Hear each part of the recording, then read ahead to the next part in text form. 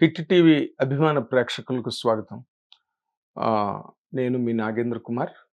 ఈరోజు నిజంగా పత్రికా ప్రపంచానికి చాలా అంటే ఒక విషాదకరమైన రోజని చెప్పాలి. ఒక దుర్దినంగా కూడా ప్రకటించే అతిశయోక్తి కాదు. ఎందుకంటే ఈ రోజున ఈనాడు సంస్థ అధినేత, ఈనాడు గ్రూప్ ఆఫ్ అన్ని ఆర్గనైజేషన్స్‌కి చైర్మన్‌గా ఒక 50 ఏళ్ల తన ప్రస్థానంలో ఎన్నో విజయాలని, ఎన్నో మైలురాళ్లను దాటి పద్మవిభూషణ్ వరకు ఎదిగి ఒక పత్రికా అధినేతగా ప్రపంచంలోనే ఎన్నో రికార్డులని కైవసం చేసుకున్న చెరుకూరి రామోజీరావు ఈ రోజున తెల్లవారుజామున 4:30కి పరమపదించారు.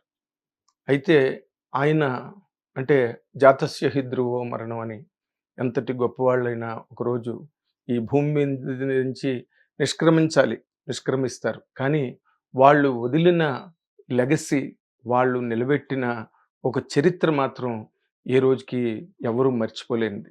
ఎందుకంటే రామోజీరావు గారు ఒక సామాన్యమైన కుటుంబంలో పుట్టిన వ్యక్తి. కానీ తనదైన ఒక నిత్య చైతన్యంతో, తనదైన ఒక మేలుకొలుపుతో ఈ ప్రపంచాన్ని తట్టి లేపిన ఒక మహానుభావుడిగా మనం చెప్పుకోవాలి. వార్తా ప్రపంచపు స్వేచ్ఛా ప్రతీకగా, ఒక విజయ పతాకగా, విశృంఖల జర్నలిజానికి రెక్కలు తొడిగిన ఒక గొప్ప యోధుడుగా, అక్షర యోధుడుగా ఆయన్ని అభివర్ణించాలి రామోజీరావు గారిని.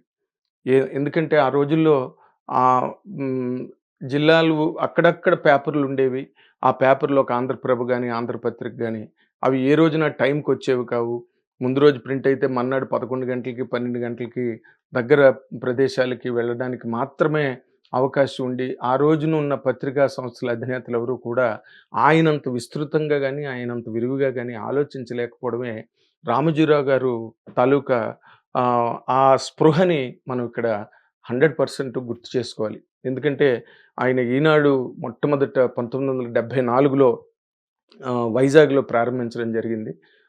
వైజాగ్ నుంచి అప్పుడు ఆ ప్రాంతాలకొచ్చే పేపర్‌లు గాని, లేకపోతే ఆ రోజు వార్త, ఆ రోజు సమాచారం అందే అవకాశం ఏమాత్రం లేని ఒక ఇప్పుడంటే వైజాగ్ చాలా పెరిగి పెద్దదయింది గానీ, ఆ రోజుకి వైజాగు ఏవో తనకున్న కొన్ని ప్రత్యేకతలు తప్పితే సమాచారం గాని, వార్తా ప్రపంచం గాని అసలు వైజాగ్‌లో పూర్తిగా మృగ్యం అని చెప్పాలి.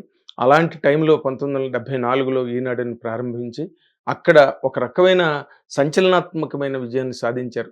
కేఎల్ఎన్ ప్రసాద్ గారు 'ఆంధ్రజ్యోతి' అధినేత. ఆయన రామోజీరావు రోజున ఫ్లైట్‌లో ఎళ్తున్నప్పుడు రామోజీరావు గారు ఆయన్ని యువకుడుగా ఉన్న రామోజీరావు గారు అడగడం జరిగింది కేఎల్ఎన్ ప్రసాద్ గారిని. "మీరు పెట్టిన మీరు ప్రింట్ చేసే పేపరు మర్నాడు ఏదో టైంకెళ్తోంది. అంత అంత ఆలస్యంగా వెళ్తే ఇంక వార్త తాలూకా విలువేంటి" అనంటే, "మీరు వైజాగ్‌లో ఎందుకు పెట్టరు" అంటే, ఆయన "పేపర్ పెట్టడం అంటే అంత సులభం కాదు రామోజీరావు. దానికి చాలా సాధక బాధకాలున్నాయి పేపర్ పెట్టడంలో. అంత సులభమైన పని కాదు" అనంటే, "అయితే మీరు పెట్టకపోతే నేను పెడతానంటే, అయితే పెట్టి చూడు అప్పుడు నీకు దానిలో కష్టాలు, అందులో సాధక బాధకాలు నీకు అర్థమవుతాయని" ఆయన అనగానే, దీన్ని ఆయన ఛాలెంజ్‌గా తీసుకొని వెంటనే అంటే అప్పుడు ఈ మ మనకింత రివల్యూషన్ లేదు ప్రింటింగ్ టెక్నాలజీలో. మామూలుగా మన శుభలేఖలు అవన్నీ ఎలా వేసేవారో, అలాగే ఆ లెటర్స్ అన్నిటిని వాళ్ళందరూ కూర్చుకొని ఆ ప్రింటింగ్ ఆ రోజున్న టెక్నాలజీలో చాలా కష్టపడి, చాలా ప్రయాసతో ఈనాడు పేపర్ పట్టుకురావడం జరిగింది. అలాగే అసలు ఆ పేపర్ టైటిల్ సెలెక్ట్ చేసిన దగ్గర నుంచే రామోజీరావు మార్క్‌ని మనం చూడొచ్చు. అప్పుడంతా ఆంధ్రభూమి, ఆంధ్రజ్యోతి, ఆంధ్రపత్రిక ఇలాంటి పేపర్‌లే ఉండేవి. విశాలాంధ్ర ఇలాంటివేవో ఉండేవి. కానీ ఆయన ఈనాడు అని మొట్టమొదట ఒక కొత్త పేరుని బయటకు తీసుకొచ్చారు. ఈనాడు టుడే అసలు ఈరోజు ఏం జరిగింది? ఈరోజు మనం ఇవ్వాల్సిన వార్తలేంటి? ఈ రోజున ప్రజలు తెలుసుకోవాల్సిన వార్తలేంటి? అనే ఒక కాన్సెప్ట్‌తో ఈనాడని పెట్టినప్పుడే ఆయన మార్క్ సక్సెస్ అయింది మొట్టమొదట. ఆ రోజున వైజాగ్‌లో ఆయన పేపర్ నడపడానికి ఆ పేపర్ అంటే యాజమాన్య బాధ్యతలను వహించడానికి ఆయన చాలా కష్టపడ్డారు. కష్టపడి వైజాగ్‌ని సక్సెస్ చేసి ఆ తర్వాత స్టేట్ క్యాపిటల్‌గా అప్పుడు ఉమ్మడి ఆంధ్రప్రదేశ్ రాష్ట్రానికి స్టేట్ క్యాపిటల్‌గా ఉన్న హైదరాబాదు నుంచి ప్రారంభించారు. అలాగా ఆయన తాలూకా జైత్రయాత్ర అన్నది ఆ రోజున ప్రారంభమై అప్రతిహతంగా నిరాఘాటంగా ఆయన తాలూకా పట్టుదల, ఆ కన్విక్షన్‌తో ఆయన పేపర్‌ని పలు విధాలుగా విస్తరింపజేసి, ఒక రకంగా కాదు, ఆయన తెచ్చినన్ని రివల్యూషన్స్ పత్రికా ప్రపంచంలో ఇంకొకరు అంటే తెలుగు పత్రికా ప్రపంచంలో తీసుకురాలేకపోయారంటే ఏమాత్రం అతిశయోక్తి కాదు. ఎందుకంటే ఇవన్నీ పచ్చి నిజాలు రామోజీరావు విషయంలో. మొట్టమొదట పేపర్‌తో పాటు టాబ్లాయిడ్ అని, జిల్లా ఎడిషన్ అని వాళ్ళం మేము జర్నలిస్టులం. టాబ్లాయిడ్ అనే దాన్ని పట్టుకొచ్చారు. టాబ్లాయిడ్ తీసుకొచ్చిన తర్వాత మళ్ళీ ఆయన టాబ్లాయిడ్ ద్వారా ఇంకా చాలా పిన్ పాయింటెడ్ న్యూస్‌లన్నిటిని కూడా దానిలో ప్రింట్ చేసి మేజర్ న్యూస్ ఐటెమ్స్, మేజర్ అనాలిసిస్‌లన్నీ కూడా ఈనాడు పేపర్‌లో మెయిన్ పేపర్‌లో ప్రింట్ చేసి జిల్లాకు సంబంధించిన ప్రతి ఊళ్ళోని జరిగేది, ప్రతి చోట జరుగుతున్న దాన్ని ఆ టాబ్లాయిడ్‌లోని ఆయన రిపోర్ట్ చేయించారు. దానికి తగినంత స్టాఫ్‌ని పెట్టి పత్రిక సక్సెస్ కోసమే ఆయన ఆలోచించారు గానీ, తన తాలూకా లాభ నష్టాల గురించి ఆలోచించకుండా సిబ్బంది జర్నలిస్టులు కానివ్వండి, లేకపోతే దానిలో పనిచేసే ప్రతి విభాగంలో ఉన్న వాళ్ళందరినీ కూడా ఆయన దాదాపుగా తన సొంత కుటుంబంలో చూసుకుని, వాళ్ళతోని మమైక్యమై ఈనాడు పేపర్‌ని అంత గొప్పగా, అంత ఎత్తుకు తీసుకెళ్ళడం జరిగింది. తర్వాత రోజుల్లో కూడా ఆయన ఆంధ్రజ్యోతి పేపరు ఎక్కువగా సినిమా యాడ్‌లొచ్చే ఆంధ్రజ్యోతి పేపర్‌లో వాళ్ళకి కలర్ ప్రింటింగ్ తప్పలేదు. కలర్ ప్రింటింగ్ తప్పనప్పుడు వాళ్ళు డెసిషన్ తీసుకొని కలర్ ప్రింటింగ్‌కెళ్తున్నప్పుడు రామోజీరావు వారించారు. ఎందుకు వారించారంటే, కలర్ ప్రింటింగ్ అంటే మళ్ళీ దానికి బోలెడు అడిషనల్ ఖర్చులవుతాయి. దానికి సంబంధించిన మెషినరీ కావాలి. దానికి సంబంధించిన టెక్నీషియన్స్ కావాలి. దానికి సంబంధించిన కలర్స్ కావాలి. ఇవన్నీ కూడా ఖర్చులు పెరిగిపోతాయి. ఈ ఖర్చులన్నీ మనం పాఠకుడి మీదే వేయగలుగుతాము. పాఠకుడు ఇబ్బంది పడతాడు అనే ఉద్దేశంతో రామోజీరావు జగదీష్ ప్రసాద్ గారు అప్పుడు యాజమాన్య బాధ్యతల్ని వహిస్తున్న ఆంధ్రజ్యోతి అధినేత కేఎల్ఎన్ ప్రసాద్ గారి తర్వాత జగదీష్ ప్రసాద్ గారితో ఆయన అనడం జరిగింది. అన్నప్పుడు మాకు తప్పదు కలర్ ప్రింటింగు అని ఆయన తాలూకు సంజాయిషి ఆయన ఏదో ఇచ్చుకున్నప్పుడు ఈయన కూడా అప్పుడు ఇమ్మీడియేట్‌గా కలర్ ప్రింటింగ్‌కి వెళ్ళడం జరిగింది. ఆ కలర్ ప్రింటింగ్ తర్వాత అసలు మేజర్‌గా ఆయన ప్రపంచంలో ఏ దేశానికెళ్ళినా, ఎక్కడికెళ్ళినా వాళ్ళు వార్తాపత్రికలు ఏ విధంగా తీసుకొస్తున్నారు, అక్కడ విధానం ఏంటి, అసలు ఆ పేపర్ ప్రింటింగ్ మోడల్ ఏంటి, దాంట్లో ఏ రకమైన విభాగాలను వాళ్ళు దాంట్లో పొందుపరుస్తున్నారు అన్న దాని మీద ఒక అధ్యయనం పెట్టుకుని, అంటే ఆయనకి ఎక్కడికెళ్ళినా ఏ దేశం ఎగినా ఎందుకు కాలిడినా అన్నట్టుగా ఆయనకు ఒక వార్తాపత్రికను తీసుకురావడం మీద ఉన్న ఆ నిమగ్నత, ఆ గురి లేదా ఆ తీక్షణమైన దృష్టి ఎప్పుడూ ఎక్కడా సడలలేదు. ఒకసారి ఆయన అమెరికా వెళ్ళినప్పుడు ఆయన అక్కడ పేపర్లు చూస్తుంటే అందులోని ఎంటర్‌టైన్‌మెంట్ పేజ్ అన్నది వాళ్ళు అప్పుడే అంటే మొత్తం పేపర్‌లోనే ఒక ఎంటర్‌టైన్‌మెంట్ పేజీని పెట్టారన్న విషయాన్ని ఆయన గుర్తించి, అట్నుంచి ఇమ్మీడియేట్‌గా రాగానే ఈనాడు మెయిన్ పేపర్‌లోనే ఈనాడు సినిమా పేజ్ అనే దాన్ని స్టార్ట్ చేశారాయన. అంటే అంత అంత సునిశ్చితమైన పరిశీలన ఆయనకుండేది. పేపర్‌ని ఏ విధంగా మెరుగుపరచాలి, పాఠకులకు ఏ విధమైన ఒక అద్భుతమైన వార్తనివ్వాలి అనే దాని మీద ఆయనకి చాలా గొప్ప పరిశీలన, క్షుణ్ణమైన అవగాహనతోనే ఆయన జీవితకాలం అంతా పనిచేసిన ఒక మహా వ్యక్తి రామోజీరావు గారు అని చెప్పాలి. తర్వాత ఈనాడుతో పాటు ఆయన ఎన్ని అంటే అంటే కలరమా ఆఫ్‌సెట్ ప్రింటింగ్ పట్టుకొచ్చి దానికి వేరే టెక్నాలజీని క్రియేట్ చేసి దానికి తగ్గ టెక్నీషియన్‌లు తీసుకొచ్చి పేపర్ క్వాలిటీ ఎప్పుడు కూడా మల్లె పువ్వులాగా ఆ పేపర్ క్వాలిటీని చాలా గొప్పగా మెయింటైన్ చేసిన అతి తక్కువ పేపర్స్‌లో ఈనాడు ఒకటని చెప్పాలి. అండ్ దానికి సంబంధించి కూడా ఈనాడుతో పాటు ఆయన అంటే ఆయన వ్యవసాయ కుటుంబం నుంచి, ఆ వాతావరణంలోంచి కృష్ణా జిల్లా పెద్దపారుపూడిలో పుట్టిన ఆయన అక్కడి నుంచి వచ్చిన తర్వాత ఆ పరిస్థితులన్నీ తెలిసి ఆయన రైతులకి అవసరమైన అన్నదాత అనే ఒక మ్యాగజైన్‌ని పట్టుకొచ్చారు. అలాగే ఆయనకి సాహిత్యం పట్ల ఉన్న ఒక మక్కువనండి, లేకపోతే కథా సాహిత్యం, ఏ రకమైన సాహిత్యం పట్లైనా రామోజీరావుకి చాలా గొప్ప అభిరుచి ఉన్నది అని చెప్పడానికి ఆయన విపులా చతుర అనే మ్యాగజైన్‌లు పట్టుకొచ్చారు. దాని నిండా కథలు, అప్పుడు కొన్ని ట్రాన్స్‌లేటెడ్ కథలు అదర్ లాంగ్వేజెస్‌లో బాగా పాపులర్ అయిన మంచి మంచి కథల్ని తెలుగులోకి ట్రాన్స్‌లేట్ చేసి ప్రింట్ చేసేవారు.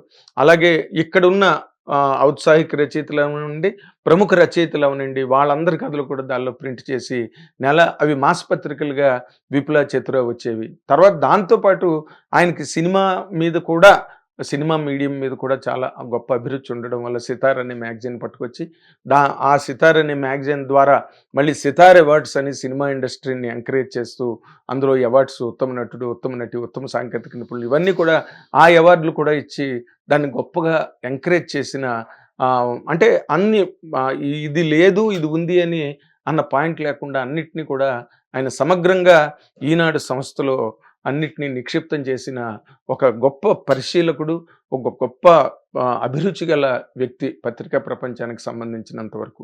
తర్వాత ఈనాడుకి సంబంధించి గొప్పగా మీకు మనం చెప్పుకోవాల్సింది ఏంటంటే, ఆయనకి తెలుగు భాష మీద ఎంత మక్కువ అంటే, తెలుగు భాషకు సంబంధించిన రీసెర్చ్ ఆయన బోదరాజు రాధాకృష్ణ గారని ఒక పండితుడిని ఆయన ఆఫీసులో పెట్టుకుని మన నానుడులు మన ఊళ్ళల్లో మాట్లాడుకునే అనేక రకమైన కొలక్యువల్ మాటలు అంటే మనం వ్యావహారిక భాషలో ఉన్న అనేక రకమైన మాటలకి దాని మీద రీసెర్చ్ చేయించి బోదరాజు రాధాకృష్ణ గారు ఈనాడు సండే బుక్లో లాస్ట్ పేజీ బోదరాజు రాధాకృష్ణ గారి చేత ఆ మాటలన్నిటికీ ఒక రకమైన విశ్లేషణ దానికి సంబంధించిన ఒక వివరణ ఇప్పించి దాని మీద కూడా తను ఒక ఉద్యమంలాగా పనిచేసిన వ్యక్తి రామోజీరావు.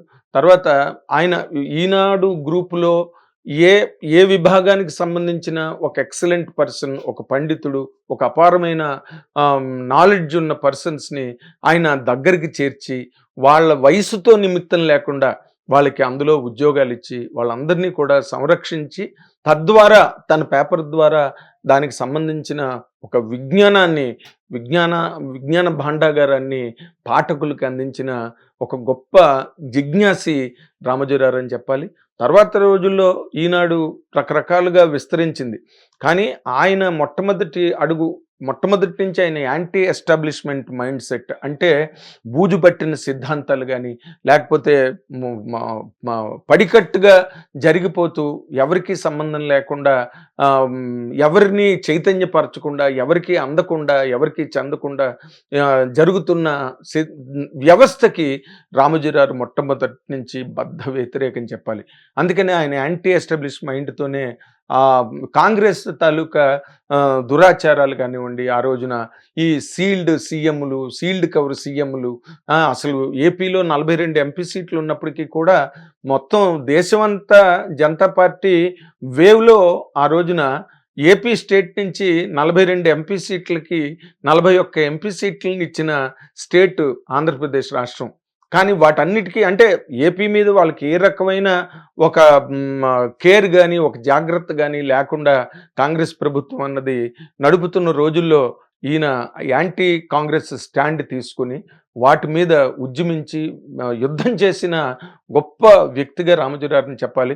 ఎందుకంటే రామారావు గారు ఎప్పుడైతే ఆయన తెలుగుదేశం పార్టీ ప్రారంభించిన వెంటనే ఆయన రామారావు గారు ఏ సిద్ధాంతాలతో అయితే బయటకొచ్చారో అంటే తెలుగువారి ఆత్మగౌరవం అన్న మాట ఏదైతే ఉందో దాన్నే తన పతాక శీర్షికగా చేసుకుని రామోజీరావు ఈనాడు పేపర్ ద్వారా ఎన్టీ రామారావు గారు చేస్తున్న ఆ ప్రచార కార్యక్రమాలు ఊరూరా వాడవాడ రామారావు ఎక్కడున్నా ఎన్టీ రామారావు ఆయన తాలూకా మొత్తం కార్యక్రమ నిర్వహణని ఆయన మర్నాడు ఈనాడు పేజీలో ఒక లైవ్లో అనమాట ఫోటోలు కానివ్వండి లేకపోతే ఆ రామారావు తాలూకు ఉపన్యాసాలు కానివ్వండి తెలుగుదేశం పార్టీ తాలూకా ప్రచార కార్యక్రమాన్ని ఆయన ఎంత గొప్పగా ఈనాడు పేపర్లో ఎస్టాబ్లిష్ చేశారంటే మరి ఇంకొక పేపరే లేదు అక్కడ. అలాంటి ఒక ఉద్యమ స్ఫూర్తితో ఎన్టీ రామారావు గారి తాలూకా కార్యక్రమాలకి వెన్నుబలాన్ని కల్పించి ఒక తెలుగుదేశం పార్టీకి ఆ రోజున అంత ప్రచారం వచ్చింది. రామారావు గారు అంత ప్రజల్లోకి అంత బాగా చొచ్చుకుపోయేవారు. ఎందుకంటే ఏదైనా ఊరు వెళ్తే 1 గంట 2 గంటలు ఎన్టీ రామారావు గారు 2 ఉపన్యాసాలు ఇచ్చేవారు. కానీ వాటన్నిటి తాలూకా విశేషాలని ఆ వార్తల్ని వాటిలో ఉంటే ఆంతరంగికమైన విన్యాసాలని అన్నిటినీ కూడా ఆయన కళ్ళకు కట్టినట్టుగా ఈనాడు పేపర్లో రాయించి అసలు తెలుగుదేశం అంటే ఒక గొప్ప ఆరాధనాభావం ప్రతి తెలుగువాడికి కలిగే విధంగా ఈనాడు పేపర్ను తీర్చిదిద్ది ఎన్టీ రామారావు గారు అతి తక్కువ కాలంలో అంటే 9 నెలల కాలంలో ఆయన అధికార పీఠాన్ని 100 సంవత్సరాలని చెప్పుకున్న కాంగ్రెస్ పార్టీని కంప్లీట్గా మట్టి కరిపించి అధికార పీఠాన్ని ఎన్టీ రామారావు కేవలం 9 నెలల కాలంలో ఎక్కగలిగారు, ఒక చరిత్రను సృష్టించగలిగారు అంటే దానికి 100% 100కి 1,00,00,000 పాళ్ళు రామోజీరావు గారి తాలూకా వెనకాతల వెన్నుబలం ఆయన తాలూకా రామోజీరావు కల్పించిన ఆ ప్రాచుర్యమే ప్రధాన కారణమని చెప్పడానికి ఏ మాత్రం సంశయించక్కర్లేదు. అది రామోజీరావు తాలూకా ఎన్టీ రామారావు గారి విజయం ఎంతో తెలుగుదేశానికి సంబంధించి, తెలుగుదేశం పార్టీకి సంబంధించి రామోజీరావు విజయం కూడా అందులో అంతే ఉంది. అండ్ తెలుగువారి ఆత్మగౌరవం అన్న కాన్సెప్ట్ని ఆయన అంత గొప్పగా ఒక తెలుగువాడిగా ప్రజల్లోకి తీసుకెళ్ళగలిగారు, పాఠకుల్ని చైతన్యపరచగలిగారు, వాళ్ళని తెలుగుదేశం ఓటర్లుగా మార్చగలిగిన ఒక దమ్ము ధైర్యాన్ని ప్రదర్శించిన ధీశాలి రామోజీరావు గారు. తర్వాత ఆయన చేసిన దాంట్లో ఒకనాడు ఎప్పుడైతే ఎన్టీ రామారావు గారు గాడి తప్పి లక్ష్మీపార్వతి గారు తాలూకా ఒక ఉచ్చు అనండి, లేకపోతే ఆ మైకం అనండి, లేకపోతే ఆ ప్రలోభం అనండి, ఇంకోటనండి అది పూర్తిగా ఎన్టీ రామారావు గారి తాలూకు వ్యక్తిత్వమే మృగ్యమైపోయి శూన్యమైపోతున్న రోజుల్లో మళ్ళీ చంద్రబాబు నాయుడు గారిని సపోర్ట్ చేసి తెలుగుదేశం పార్టీ నిలబడి ఇన్నాళ్ళు మళ్ళీ ఈసారి కూడా ఈ ఈ ఎన్నికల్లో, ఈ సార్వత్రిక ఎన్నికల్లో కూడా మళ్ళీ తెలుగుదేశం విజయడంక మోగించి అత్యధిక సీట్లతో అద్భుతమైన విజయం సాధించిందో అంతవరకు కూడా రామోజీరావు గారి తాలూకా చేయూత తెలుగుదేశం పార్టీకి ఉంది. ఈ రోజున నేషనల్ వైడ్గా చూస్తే కనుక జాతీయ ప్రభుత్వం ఏర్పాటు కావడానికి చంద్రబాబు నాయుడు గారి తాలూకు చేయూత, సహకారం ఈ రోజున ఎంతో అవసరమైన పరిస్థితి వరకు చంద్రబాబు నాయుడు గారు ప్రయాణించగలిగారు అంటే దానిలో ఈనాడు తాలూకా భాగస్వామ్యం, ఈనాడు తాలూకా సహకారం, రామోజీరావు తాలూకా ఔదార్యం ఎంతైనా ఉన్నాయని చెప్పాలి. తర్వాత ఆయన గొప్ప విషయం ఏంటంటే రామోజీరావు దగ్గర లాంగ్వేజ్ అన్నది ఏదైతే ఉందో తెలుగు లాంగ్వేజ్కి సంబంధించి ఈనాడులో అప్పట్లో కాంగ్రెస్ అంటే ఇందిరా కాంగ్రెస్ని ఎలా రాసేవారంటే CONG బ్రాకెట్లో IN రాసేవారు. కాంగ్రెస్ అంటే ఇందిరా కాంగ్రెస్ అని ఇంగ్లీష్ పేపర్స్లో. దాన్ని ఆయన కాంగి అని మార్చారు. కాంగి అంటే అందరికీ అర్థమయ్యేటట్టుగా కొత్త మాటలను తీసుకొచ్చి వాటిని అలవాటు చేశారు. తర్వాత కాంగ్రెస్ ఇందిరా కాంగ్రెస్ ఎమ్మెల్యేలను కానీ, వాటి అభ్యర్థులను కానీ, లేకపోతే ఆ శ్రేణులను కానీ ఉద్దేశించి రాయాలంటే కాంగీయులు అని రాయడం అన్నది అలవాటు చేశారు ఆయన. తర్వాత ఏ మాట అయినా సరే ఈ రోజున తేదేపా అని అంటే తెలుగుదేశం పార్టీ అని, వైకాపా అని అంటే వైఎస్ కాంగ్రెస్ పార్టీ అని, ఇలాగ ప్రతిదానికి తనదైన ఒక సిగ్నేచర్ని, అది తమిళ్లో ఉంది, ఆ తమిళ్ తాలూకా దానికన్నా కూడా గొప్పగా ప్రతి మాటకి తనదైన ఒక సంతకాన్ని ఇవ్వగలిగిన రామోజీరావు గారు. ఆ తర్వాత ఇప్పుడు మనం ఇంటర్నెట్ అంటాం, కానీ వాళ్ళు పేపర్లో, ఈనాడు పేపర్లో అంతర్జాలం అని రాస్తారు. ఏది రాసినా చరవాణి అని రాస్తారు, మొబైల్కి దూరవాణి అని రాస్తారు. ఇలాంటి ఆ కల్చర్ని తీసుకొచ్చిన వ్యక్తి మాత్రం పత్రికా ప్రపంచంలో మొట్టమొదటి వ్యక్తి, ఆఖరి వ్యక్తి కూడా రామోజీరావు అని చెప్పాలి. తర్వాత ఒక ఈనాడు అనే ఒక పేపరు కాకుండా ఆయన మళ్ళీ ఆయన దృష్టి, తర్వాత మార్గదర్శి చిట్ ఫండ్స్ పెట్టారు. ఎంతమందికో ఉపయోగకరంగా మార్గదర్శి ఏనాటి నుంచో కంటిన్యూ అవుతున్నది. తర్వాత ప్రియపచ్చళ్ళని మళ్ళీ ఎంతమందికి ఎంప్లాయ్మెంటు, ఆయన ప్రియపచ్చళ్ళు పెట్టకపోయినంత మాత్రాన్ని ఆయనకు వచ్చే నష్టమేం లేదు, కానీ దానివల్ల ఎంతమందికి ఎంప్లాయ్మెంట్ ఇచ్చారంటే మనం ఊహించలేం. తర్వాత ఈనాడు గ్రూప్లో, మార్గదర్శిలో బోల్డంత మంది స్టాఫ్, ప్రియపచ్చళ్ళలో బోల్డంత మంది స్టాఫ్. వీటన్నిటిని మించి ఆయన ఆ రోజున ఎవరూ ఊహించలేని, కలలో కూడా ఊహించలేని రామోజీ ఫిల్మ్ సిటీ అనే కాన్సెప్ట్ తీసుకొచ్చి వందల వేల ఎకరాల్లో ఒక ఫిల్మ్ సిటీని నిర్మిస్తే ఆ రోజున అసలు ఎవరికీ అర్థం కాలేదు. ఈ ఫిల్మ్ సిటీ ఏంటి, అసలు దీనిలో ఏంటి, ఈయన తాలూకు ఆలోచన ఏంటని చెప్పి అందరూ నివ్వెరపోయారనమాట. కానీ ఆ రామోజీ ఫిల్మ్ సిటీ అన్నది తొలి రోజుల్లో కొన్ని ఒడిదుడుకులు ఫేస్ చేసింది. మొట్టమొదటి సినిమా అందులో నిర్మాణం అయిన సినిమా మా నాన్నకు పెళ్ళని. ఆ రోజుల్లో ప్రముఖంగా ఉన్న ఉన్నత శ్రేణిలో ఉన్న దర్శకుడు ఈవీవి సత్యనారాయణ గారి దర్శకత్వంలో అర్జున్ రాజు గారు, సి కళ్యాణ్ గారు, తర్వాత సుబ్బరాజు గారు, అలాంటి ముగ్గురు కలిసి కృష్ణరాజు గారితో చేసిన ఆ సినిమా మొట్టమొదటి సినిమా రామోజీ ఫిల్మ్ సిటీలో. తర్వాత వాళ్ళు నిజంగా కొన్ని ఒడిదుడుకులు ఫేస్ చేశారు. రామోజీ ఫిల్మ్ సిటీ వాటి తాలూకా కరెంట్ బిల్స్ కానీ, లేకపోతే వాటిని మెయింటెనెన్స్ కానీ, మేనేజ్మెంట్ కానీ, వీటన్నిటికీ సంబంధించి కొన్ని ప్రాబ్లమ్స్ ఫేస్ చేసిన తర్వాత దాన్ని జాగ్రత్తగా మళ్ళీ అంటే ప్రజలకు అనువైన విధంగా రామోజీ ఫిల్మ్ సిటీ సస్టైన్ అయ్యే విధంగా దాన్ని టూరింగ్ స్పాట్గా మార్చి కూడా మళ్ళీ ప్రజలకి అతి దగ్గరగా తీసుకురావడంలో ఆయన చాలా గొప్పగా కృతకృత్యుడయ్యారు ఆయన. తర్వాత ఈ రోజున 'బాహుబలి' లాంటి సినిమా వచ్చిందంటే అదంతా మొత్తం రామోజీ ఫిల్మ్ సిటీలోనే జరిగింది. అక్కడ లేని ఇన్‌ఫ్రాస్ట్రక్చర్ లేదు. అక్కడ లేని ఒక విభాగం లేదు సినిమా మేకింగ్‌కి సంబంధించినంత వరకు.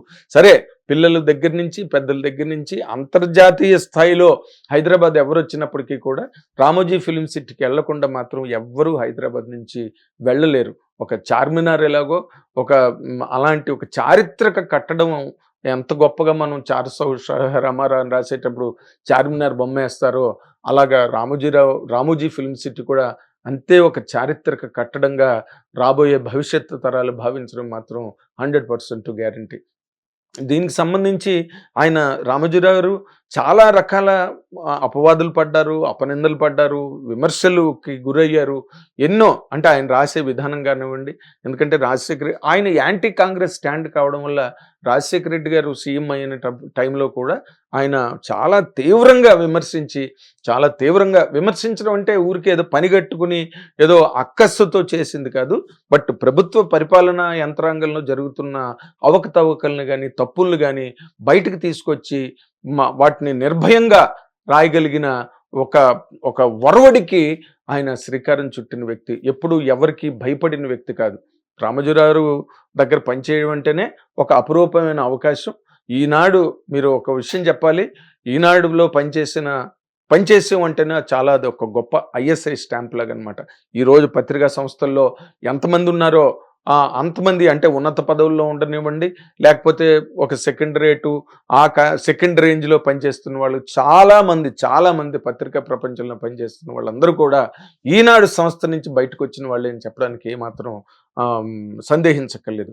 అలాగే ఈనాడు బ్రహ్మాండంగా సక్సెస్ఫుల్గా నడుస్తున్న రోజుల్లో ఆయన మళ్ళీ ఈటీవీని పట్టుకొచ్చి, అప్పుడు ఆయన తొలి ఫస్ట్ అప్పటికేదో జెమినీ ఒకటి ఉండేది, బట్ ఈటీవీని కూడా పట్టుకొచ్చి ఈటీవీ ద్వారా ఎన్ని సినిమాలు, 100 సినిమాలు, పాత సినిమాలని అక్కడ ఒక స్టాఫ్ని పెట్టి మద్రాసులో చాలా పురాతనమైన చిత్రాల తాలూకా రైట్స్ అన్నిటినీ కొన్ని తీసుకొచ్చి ఈటీవీలో ప్రదర్శించడం, తద్వారా ఈటీవీకి చాలా అద్భుతమైన ఒక కనెక్టివిటీ పబ్లిక్తో ఆ రోజుల్లో అనుకునేవారు. శాటిలైట్ ఛానల్ వచ్చింది, సినిమాలు ఇంకెవరు చూస్తారు, సినిమా ఇండస్ట్రీకి చాలా ఇది పెద్ద విఘాతం అని చెప్పి. ఎందుకంటే ఆ పాత సినిమాలన్నీ కూడా మాయాబజార్ కానీ, గుండమ్మ కథ కానీ, ఏవైతే మనం కళాఖండాలుగా చెప్పుకుంటామో ఆ సినిమాలన్నీ కూడా ఈటీవీ దగ్గరే ఉన్నాయి దాదాపుగా. అలాంటి అంటే ఎప్పుడు కూడా ఆయన ఏది ప్రారంభించినప్పటికీ కూడా ప్రజలకి, రాష్ట్ర జనాభాకి అతి చేరువుగా వెళ్ళడానికి కానీ, ఆ కనెక్టివిటీ గురించి కానీ రామోజీరావు చాలా గొప్పగా ఒక సైంటిఫిక్ రీసెర్చ్, ఒక సైంటిఫిక్ ప్రొసీజర్లో ఆయన దాన్ని ఎక్సర్సైజ్ చేసి, దాన్ని ఇంప్లిమెంట్ చేసి అందులో సక్సెస్ అయ్యారు ఆయన ప్రతి దానిలో కూడా. ఆయన జీవితం ఒక స్పెషల్గా ఒక పర్సనాలిటీలో డెవలప్మెంట్. ఆయనేమి కోటేశ్వరుడు కాదు, ఆయనేమి లక్షాధికారి కాదు, ఆయనేమి గొప్ప సంపన్నమైన కుటుంబంలో పుట్టి బయటికి రాలేదు. కేవలం తన కృషిని నమ్ముకుని చెయ్యాలనుకున్నది చేసి, ఎంత కష్టమైనా ఎంత నష్టమైనా కూడా వాటిని ఎదుర్కొని తనదైన ఒక కన్విక్షన్తో తను ఒక ధ్యేయాన్ని పెట్టుకుని, ఒక గమ్యాన్ని పెట్టుకుని, ఆ గమ్యాన్ని రీచ్ అవ్వడమే ఆయన జీవన శైలిగా, ఆయన అలవాటుగా మార్చుకుని అందరికీ ఒక ఆదర్శప్రాయమైన జీవితాన్ని గడిపిన రామోజీరావు నిజంగా ధన్యులు. ఆయన అలాంటి ఒక వ్యక్తి, మనం ఎలాగైతే ఎన్టీ రామారావు గురించి తెలుగులో మనం కీర్తించదగ్గ ఒక వ్యక్తిగా ఎన్టీ రామారావు గారిని అందరూ ఎలా అయితే చెప్పుకుంటారో, ఈ పత్రికా ప్రపంచానికి కానీ, లేకపోతే ఈ సమాజ అభ్యున్నతికి కానీ, సమాజ ప్రగతికి కానీ, లేకపోతే ప్రజా చైతన్యానికి ఆయన దారులు వేసిన ఒక మహావ్యక్తి పేరైనా చెప్పాలంటే అది రామోజీరావు గారి పేరే చెప్పాలి. ఓకే, ఆయన కొన్నిట్లో అంటే ఆయన సినిమా నిర్మాణం కూడా ఉషా కిరణ్ మూవీస్ ద్వారా సినిమా నిర్మాణం కూడా చేపట్టారు. శ్రీవారికి ప్రేమలేఖ ఇలాంటి సినిమాలన్నీ సూపర్ హిట్ సినిమాలు ఉన్నాయి. ప్రతిఘటన ఆయన తీసిన సినిమావే, మౌన పోరాటం ఆయన తీసిన సినిమావే, అండ్ మయూరి ఆయన తీసిన సినిమావే. ఆయనలో ఉన్న గొప్పతనం ఏంటంటే రెగ్యులర్ కంటెంట్ కాకుండా, రెగ్యులర్గా ఏదో కథ రచయిత రాసిన కథలా కాకుండా, నిజ జీవన యథార్థ సంఘటనలు ఎక్కడ జరిగినా కూడా వాళ్ళ పేపర్ ద్వారా వచ్చిన న్యూస్ని సేకరించి వాటి మీద మళ్ళీ ఒక అధ్యయనం చేయించి దానికో టీముని పెట్టి ఇప్పుడు 'మౌన పోరాటం' సినిమా ఉందంటే అది ఎక్కడో జరిగింది. ఆ మౌన పోరాటం జరిగిన తర్వాత అదే సబ్జెక్ట్‌ని ఆయన తీసుకొని దాని మీద మళ్ళీ వర్కౌట్ చేయించి దాన్ని సినిమాగా తీసి చాలా సంచలనమైన విజయం సాధించారు. అలాగే 'ప్రతిఘటన' అసలు మరింకా ఒక సెన్సేషనల్ హిట్ అనమాట. 'అశ్విని దత్' గారు లాంటి ఒక అగ్ర నిర్మాత కూడా నేను 'ప్రతిఘటన' లాంటి సినిమా ఎందుకు తీయలేకపోయానని బాధపడ్డాను ఆ సినిమా వచ్చిన తర్వాత. అంత స్ఫూర్తిని కలిగించిన నిర్మాతగా రామోజీరావు. తర్వాత మళ్ళీ 'మయూరి' కూడా అది ఎక్కడో జరిగిన వార్త. ఆ వార్తని మళ్ళీ సినిమాగా మలచి ఆ సినిమాతో కూడా సూపర్ హిట్ కొట్టి హిందీలో కూడా తీసే ఆ సినిమాని. అంటే ఆయనకున్న అభిరుచి సినిమాల ద్వారా ఆయన ఏదో సంపాదించాలి, సాధించాలన్న ఆలోచన గాని, లేకపోతే ఆ రకమైన దృష్టి గాని రామోజీరావుకి ఏనాడు లేవు. కాకపోతే ఏంటంటే ఆ సినిమా పట్ల మక్కువ, దాని మీద ఎంతమంది బతికారు. ఈ రోజున రామోజీ ఫిల్మ్ సిటీ అంటే అసలు వేలాది మంది కార్మికులు అక్కడ పనిచేస్తున్నారు. ఈనాడులో వేలాది మంది ఉన్నారు. అంటే ప్రతి జిల్లాలో అవతల ఇప్పుడంటే రాష్ట్రం విడిపోయింది కాబట్టి కానీ ఏపీలో ఎన్ని జిల్లాలు ఉన్నాయో, తెలంగాణలో ఎన్ని జిల్లాలు ఉన్నాయో అన్నిట్లో ఆ పేపర్ తాలూకా ప్రాధాన్యత కానీ, లేకపోతే ఆధిక్యత కానీ ఈనాడు పేపర్కి ఎంతమంది వాళ్ళు చాలా గర్వంగా చెప్తారు ఎందులో పనిచేస్తున్నారంటే ఈనాడండి అని చెప్తారు. అలాగే ఈటీవీ అని చెప్తారు. అసలు ఇవన్నీ ఇలా నడుస్తుండగా పాడుతా తీగ అనే ఒక కార్యక్రమాన్ని తీసుకొచ్చి తెలుగు వాళ్ళకి అంకితం ఇచ్చిన ఒక మహానుభావుడు రామోజీరావు. ఓకే, ఎస్పి బాలసుబ్రహ్మణ్యం గారు ఇప్పుడు ఆయన చిన్న కుర్రాడు 19 ఏళ్లకే సినిమా ఇండస్ట్రీలోకి వచ్చి పాటలు పాడడం మొదలెట్టారు. మహానుభావులు కొమ్ములు తిరిగిన అతిరథ మహారథులందరితోనే ఆయన ప్రయాణం చేశారు. ప్రతి పాట రికార్డింగ్ ఆయనకి ఎలా జరిగిందో తెలిసిన ఒక గొప్ప మెమరీ పవర్ ఉన్న బాలసుబ్రహ్మణ్యం గారు కేవలం ఆయన మధుర గాయకుడు, గొప్ప గాయకుడు, మహాగాయకుడు కాకుండా ఈ ఇన్ఫర్మేషన్, ఈ సమాచారం కూడా బాలసుబ్రహ్మణ్యం గారి దగ్గర చాలా గొప్పగా ఉండేవి. అందుకని రామోజీరావు బాలసుబ్రహ్మణ్యం గారిని రిక్వెస్ట్ చేశారు, ఇలాంటి ప్రోగ్రామ్ చేద్దాం మనం, ఇది చాలా గొప్పగా సక్సెస్ అవుతుంది. అప్పుడేమో హిందీ ఛానల్స్లో కొన్ని 1-2 ప్రోగ్రామ్స్ ఇలాంటి వస్తున్న టైంలో రామోజీరావు దాన్ని మళ్ళీ సంకల్పించి బాలుగారిని అడిగితే బాలుగారు దండం పెట్టి బాబోయ్ నా వల్ల కాదని చెప్పి పారిపోతుంటే బాలుగారిని పట్టుకుని కూర్చోపెట్టి ఆ ప్రోగ్రామ్ని స్టార్ట్ చేయించి పాడుతా తీగ ప్రోగ్రాం ద్వారా ఎంతమంది గాయకులు బయటకు వచ్చి వెలుగులోకి వచ్చి వాళ్ళ తాలూకా ప్రాభవం కానీ, వాళ్ళ తాలూకా మెరిట్, వాళ్ళ తాలూకున్న టాలెంట్ ఎంతమంది బయటకు వచ్చారో పాడుతా తీగ ద్వారా మనం చెప్పలేం. ఈ రోజున గోపిక పూర్ణిమ కావచ్చు, లేకపోతే ఒక ఉష కావచ్చు, ఇప్పుడున్న గాయనిమణులు పార్థసారథి కావచ్చు, ఇలాంటి వాళ్ళందరూ కూడా మనకు తెలిసి కొంతమంది, బట్ తెలియకుండా ఎంతమందో బ్రహ్మాండమైన ప్రాచుర్యాన్ని పొంది పాడుతా తీగ వేదికగా ఈ సంగీతాన్ని, పాటలు పాడడాన్ని ఒక జీవితంగా మార్చుకున్న ఎంతమందికో ఆ పాడుతా తీగ ద్వారా ఒక జీవితం లభించింది వాళ్ళకి. ఒక పరిపూర్ణమైన విజయవంతమైన జీవితం లభించింది అని చెప్పాలి అంటే అది పాడుతా తీగ గురించే చెప్పాలి. అలాంటి ఒక గొప్ప కార్యక్రమాన్ని దశాబ్దాల పాటు రన్ చేసి బాలుగారు పోయే వరకు కూడా ఆ కార్యక్రమానికి వచ్చే బాలుగారికి కరోనా అంటుకుని ఆయన ఆ కరోనాతోనే వెళ్ళిపోయారు. అదొక బాధాకరమైన విషయం. రామోజీరావు కూడా ఆ విషయంలో చాలా బాధపడ్డారు.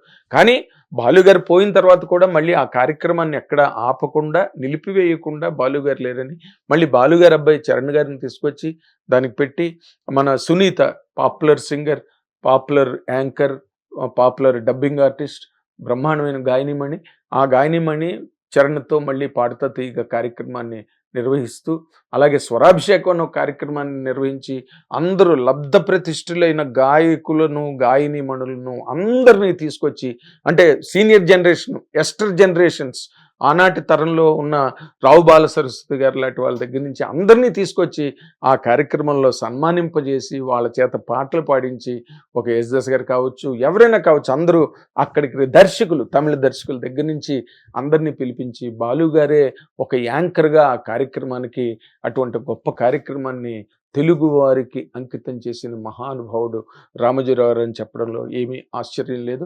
అలాంటి ఆయన క్రియేట్ చేసిన ఫీట్స్ కానీ, ఆయన తీసుకొచ్చిన ఒక ఒరవడి కానీ, అంటే మీరు ఇది ఉన్నది ఇది లేదు అని చెప్పడానికి లేకుండా ఈ రామోజీరావు గారి జీవితం అంతా మైలురాళ్లే.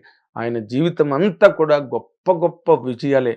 అలాంటి జీవితాలని మనం ప్రపంచ చరిత్రలో మనం భూతద్దం పెట్టి వెతికినా కూడా దొరకడం చాలా చాలా కష్టం. అలాంటి ఒక రామోజీరావు మన తెలుగువాడు అవ్వడం, మనందరికీ తెలిసిన వ్యక్తి అవ్వడం అన్నది మాత్రం తెలుగువారు చేసుకున్న మహా అదృష్టం. సరే, ఆయన దగ్గర పనిచేసి ఎంతమంది మహానుభావులు నిష్ణాతుల్ని ఆయన దానిలో పెట్టుకున్నారు. ఒక చలసాని ప్రసాదరావు గారు లాంటి వాళ్ళని, ఒక బోధరాజు రాధాకృష్ణ గారు లాంటి వాళ్ళని.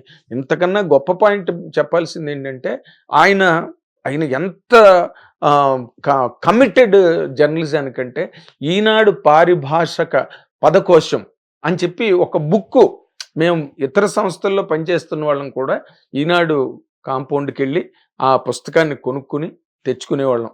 ఎందుకంటే దాని నిండా ఆయన ఈనాడులో వాడే మాటలు, మనం రెగ్యులర్గా పత్రికా ప్రపంచంలో చాలా విరివిగా వాడే మాటలు, వాటి తాలూకు వివరణలన్నీ ఆ పుస్తకంలో ఉండేవి. వాటిని ఒక నిఘంటువుగా ఫాలో అయిన జర్నలిస్టులు కూడా చాలామంది ఉన్నారు. వాళ్ళు ఎంత ప్రైడ్గా, ఎంత ప్రౌడ్గా వాళ్ళు ఈనాడులో పనిచేసి వచ్చామని. అంటే అది రామోజీరావు క్రియేట్ చేసిన, ప్రతి జర్నలిస్ట్కి ఆయన క్రియేట్ చేసిన ఒక గొప్ప ఇమేజ్, గొప్ప ఐడెంటిటీని క్రియేట్ చేసిన మనిషి. ఎక్కడో ఢిల్లీలో బర్సాతి అని గొల్లపూడి మారుతున్నారు రోజు ఫంక్షన్లో చెప్పారు. ఆ బర్సాతిలో ఎక్కడో పేపర్లు వేసుకుని నేల మీద పడుకున్న ఒక వ్యక్తి. బర్సాతి అంటే ఏదో అపార్ట్మెంట్స్, అక్కడ వర్షాలు పడితే కూడా మొత్తం వర్షం అంతా దానిలో పడిపోయేదంట. అలాంటి దానిలో ఆయన ఉండి కూడా ఆ స్థాయి నుంచి ఈ రోజున పద్మవిభూషణ్ స్థాయి వరకు ఎదిగి పత్రికా ప్రపంచానికి ఒక మారు పేరుగా, ఒక విజయవంతమైన నిదర్శనంగా మారిపోయారంటే అసలు జీవితానికి ఇంతకన్నా కావాల్సింది ఏముందండి? అంత గొప్ప మహానుభావుడిని అసలు మనం కళ్ళ కూడా ఊహించగలమా? ఏ రచయితైనా ఊహించి సృజించి రాయగలడా అలాంటి పాత్రని? అంత గొప్ప పాత్ర. అందులో ఇంకొక ముఖ్యమైన విషయం రామోజీరావు గురించి చెప్పాల్సింది ఏంటంటే, ఒకసారి రామోజీరావు ఒక వార్త ఈ టీవీలో వచ్చింది, ఈటీవీ2 న్యూస్ ఛానల్లో వచ్చినప్పుడు వాళ్ళు ఒక జాతీయ వార్తని ప్రసారం చేశారు. ఆ జాతీయ వార్తకి వెనకాతల బ్యాక్గ్రౌండ్ ఒక అంతర్జాతీయ సంగీతం, అంటే ఇంటర్నేషనల్ మ్యూజిక్ ఏదో వాళ్ళు ఒకటి దాని వెనకాతల బ్యాక్గ్రౌండ్ వేశారు. వేస్తే మన్నాడు ఆ కార్యక్రమాన్ని ఎవరైతే నిర్వహించారో ఆ వ్యక్తికి రామోజీరావు ఒక లెటర్ రాశారు. ఏంటంటే, జాతీయ వార్తకి అంతర్జాతీయ సంగీతమా అని చెప్పి ఒకటే లైను ఆయన నాకు చూపించాడు ఆ కాగితం. అంటే అసలు మీరు ఏమని మాట్లాడాలి, మనం రామోజీరావుని ఏ విధంగా నిర్వచించాలి అంటే, ప్రతి పాయింట్ మీద ఆయనకి ఎంత పరిశీలన ఉండేది అన్న దాని గురించి చెప్తున్నా. లేదా ఈనాడు కానీ, ఈనాడు గ్రూప్ కానీ ఇంత గొప్పగా సక్సెస్ అవ్వడానికి కారణం ఏంటంటే ఇలాంటి కారణాలే. తర్వాత ఆయన ఎంత స్టాఫ్తో, జర్నలిస్టులతో ఎంత మమైక్యమై ప్రతిరోజు వాళ్ళతో ఎంత కనెక్టివిటీలో ఉంటారు. ప్రతి వాళ్ళు చూసి నేర్చుకోవాల్సిన విషయం ఇది. అది ఎలాగంటే, ఒక మంచి వార్త ఎవరైనా ఏదో జిల్లా, వైజాగ్ జిల్లావో, కృష్ణా జిల్లావో, కడప జిల్లావో, ఏదో జిల్లా, లేకపోతే ఇక్కడ మహబూబ్ నగరో, ఏదో ఇక్కడ ఉన్న వాటిలో ఎవరైనా ఒక మంచి వార్త రాస్తే ఆయన ఆ వార్తని చదివి అది ఎవరు రాశారో వాళ్ళకి ఆయన ఒక ఈనాం పంపించి చాలా బాగుంది వార్త అని చెప్పి అతనికి ఒక లేఖ రాసి, రామోజీరావు ఎవరు చేయగలరండి ఇవన్నీ? అంటే ఒక జీవితకాలపు అంకిత భావానికి ఇవన్నీ నిదర్శనాలు కావా? రామోజీరావు గురించి చెప్పాలంటే ఎంత చెప్పాలి? ఏళ్ళు ఊళ్ళు సరిపోవు ఆయన గురించి చెప్పాలంటే. ఆయనకేమీ విమర్శలు తక్కువ లేదు, కానీ ఏ రోజున కూడా దేనికి వెరవకుండా, బెదరకుండా, గుండె దిట్టవతో నిలబడి రామోజీరావుని మనం ఏమీ చేయలేము, ఆయన పంధ, ఆయన తాలూకు ఒరవడి, ఆయన తాలూకు విధానం ఇదే అని చెప్పి జాతీయ స్థాయి వరకు కూడా రామోజీరావు అంటే ఒక అగ్గజం పడ్డారు, భయపడ్డారు. రామోజీరావు అంటే గౌరవించారు. ఆ రామోజీరావుని మనసా ప్రేమించారు. జాతీయ స్థాయిలో ఇంకో పేపర్ మనం గురించి చెప్పాలంటే టైమ్స్ ఆఫ్ ఇండియా, లేకపోతే పైనీర్, లేకపోతే ఏషియన్ ఏజ్, ఇలాంటి పేపర్స్ నేషనల్ నెట్వర్క్లో ఉన్నాయి. బట్ సౌత్ ఇండియాకి సంబంధించినంత వరకు, లేదా మనం గట్టిగా మాట్లాడాలంటే ఇండియాకి సంబంధించినంత వరకు ఒక రీజియనల్ పేపర్ ఇంత కమెండ్. ఆయన మధ్యలో న్యూస్ టైమ్ అని ఇంగ్లీష్లో కూడా ఒక పేపర్ పెట్టారు, కానీ అది అంత విజయవంతంగా నడవకపోతే ఆ పేపర్ని ఆపేశారు. అలాగే సితార్ మ్యాగజైన్ కూడా, అది సితార్ మ్యాగజైన్ ఎందుకు నడుపుతున్నారు, ఈ నష్టాలు కదా ఇవన్నీ అంటే రామోజీరావు అన్నమాట ఒకటే, దాని మీద కొంతమంది స్టాఫ్ బతుకుతున్నారు, వాళ్ళ జీవనోపాధి నాకు తీయడం ఇష్టం లేదని చెప్పి దాని మీద లాభాలు గట్ట ఏం వచ్చేలేదు సితార్ మ్యాగజైన్కి. ఆ మ్యాగజైన్ కూడా ఆపకుండా ఆయన చాలా కాలం నడిపించారు సితార్ మ్యాగజైన్ని. అలాగే ఇంకొక ముఖ్యమైన విషయం ఏంటంటే, పేపర్కి కావాల్సింది ఏంటి? రీచబిలిటీ. అంటే నువ్వు ప్రింటింగ్ చేసిన పేపర్‌ని ఆ క్షణం, ఆ ఉదయం పాఠకుడి చేతిలో ఉండే విధంగా చేసిన ఒక చాంపియన్‌షిప్ ఏదైనా ఉంటే అది రామోజీ గారు మాత్రమే ఎగ్జిబిట్ చేయగలిగారు. ఎక్కడ అసలు మారుమూల ప్రాంతాలకు కూడా ఉదయాన్నే 6 గంటకల్లా ఈనాడు పేపర్ వాళ్ళ చేతిలో ఉంటుందక్కడ. ఇలాంటి నెట్‌వర్క్‌ని స్టార్ట్ చేసి, దాన్ని చాంపియన్ చేసి, దాన్ని ఒక సిస్టమేటిక్‌గా అందరూ ఫాలో అయ్యే విధంగా దాన్ని ఏర్చి, కూర్చి నిర్మించిన ఒక గొప్ప ఆర్కిటెక్ట్ రామోజీరావు గురించి చెప్పాలంటే. ఏ ఊరైనా ఎంత ఏజెన్సీ ఏరియాల్లో కూడా 6 గంటలకల్లా పేపర్ వెళ్ళిపోతుంది. ఈనాడు పేపరు లేకుండా చాలామంది అసలు దినచర్యను కూడా ప్రారంభించలేరు. ఈనాడు అన్న హెడ్డింగ్ చూడాలి. ఈనాడు మనకి జీవితంలో ఒక భాగం. మన ముందు మనకి ఒక చైతన్యాన్ని తీసుకొచ్చే ఒక కరదీపిక. అదొక ఆయుర్వేదం మందులాగా ఈనాడు పేపరు తెలుగు వాళ్ళ జీవితాలలో అలా మారిపోయిందని చెప్పడానికి ఇన్నాళ్ల ఈనాడు ప్రస్థానమే నిదర్శనంగా చెప్పాలి. అంచేత రామోజీరావు గారు ఈరోజు మనకు లేకపోయినా ఆయన గొప్పగా నమ్మేది ఏంటంటే వ్యక్తుల్ని నమ్మలేదు ఆయన.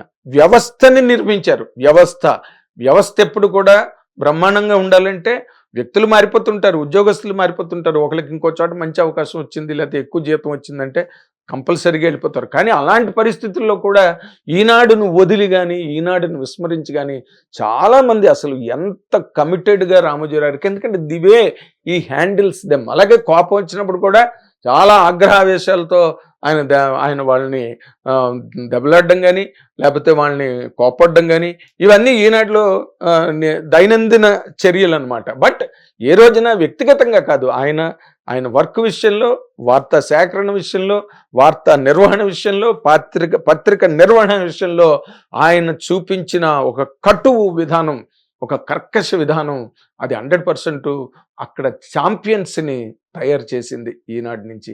అలాంటి ఆయన్ని ఛాంపియనే అవడం కాకుండా ఎంతమందో ఛాంపియన్స్ని ప్రొడ్యూస్ చేశారు ఈ 50 ఏళ్ళలో రామోజీరావు. నిజంగా అలాంటి మహానుభావుడు తెలుగువారికి ఎన్టీ రామారావు గారు ఎంత గొప్ప ప్రాతస్మరణీయుడు. తెలుగువారి ఆత్మగౌరవాన్ని ప్రపంచం నలుమూలల దిక్కులు పిక్కటెళ్ళేలా ఎలా అయితే ఎన్టీ రామారావు గారు ఎలుగెత్తి ఢిల్లీ పీఠాన్ని బద్దలు కొట్టి తెలుగువాడి తాలూకు దమ్ముని ఎలాగైతే ఎన్టీ రామారావు చూపించారో, అలాగే రామోజీరావు కూడా ఇద్దరు పేర్లు రాతోనే ప్రారంభమవుతాయి. అలాంటి రామోజీరావు గారు తెలుగువాడంటే అసలు ఆ స్టైలే వేరు. అంటే అన్నాళ్ళ ఒక ఉద్యమం, అన్నాళ్ళ యజ్ఞం, అన్నాళ్ళ అక్షర హోమాన్ని నిర్వహించి ఎక్కడ నిరాటంకంగా ఇలాగ నడిపిన వ్యక్తి ప్రపంచ చరిత్రలోనే ఒక్క రామోజీరావుని మాత్రమే చెప్పడానికి చాలా గర్వంగా ఉంది నాకు. అలాంటి మహానుభావుడు ఇవాళ అస్తమించడం అన్నది నిజంగా తెలుగువారికి ఇది ఒక దురదృష్టకరమైన రోజుగా వివరించాలి. But his legacy continuous for ever. ఆయన నింపిన స్ఫూర్తి ఈ రోజున అందరిలోని రామోజీరావు అంటే జర్నలిజానికి ఒక గాడ్ ఫాదర్ లాగా మారారు. అలాంటి జీవితాన్ని ఆదర్శంగా చేసుకోవచ్చు, ఒక స్ఫూర్తిని పొందొచ్చు, ఒక చైతన్యాన్ని ఆ జీవితాన్ని నుంచి మనం సంగ్రహించుకోవచ్చు, గ్రహించుకోవచ్చు. ప్రతి వాళ్ళకి ఒక వ్యక్తిత్వ వికాసం, పర్సనాలిటీ డెవలప్మెంట్ అంటాం.